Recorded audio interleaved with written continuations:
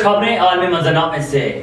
Saudi वजीर खारजा शहजादा फैसल बिन फरहान ने कहा है कि मसले कश्मीर खित्ते के अमन व इस्तेहकाम को दरपेश अहम चैलेंजेस में से एक है।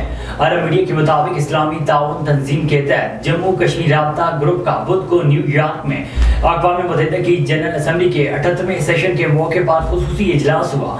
खबर इदारे के मुताबिक राब्ता ग्रुप के इजलास में सऊदी वजीर खारजा शहजादा फैसल बिन फरहान ने इजलास से खिताब करते हुए कहा है कि सऊदी अरब इस्लामी तशख़्ख़ुस और अपने वक़ार के तहफ़्फ़ुज़ के लिए कोशा मुस्लिम अक़वाम के साथ खड़ा है। उन्होंने कहा है कि सऊदी अरब शोरश ज़दा इलाकों में मुतासरा अक़वाम की मदद पर कमर बस्ता है। मुतासरा अक़वाम में जम्मू कश्मीर के बाशिंदे शामिल हैं।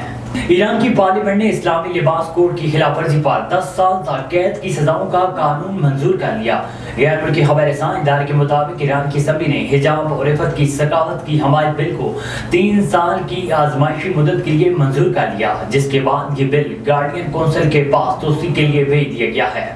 सऊदी वज़ारत ख़ारजा ने यमन में अमन की हमायत के लिए रोड मैप तक पहुँचने के हवाले से होने वाली संजीदा बातचीत के मुस्बत नताइज का खैर मकदम किया है।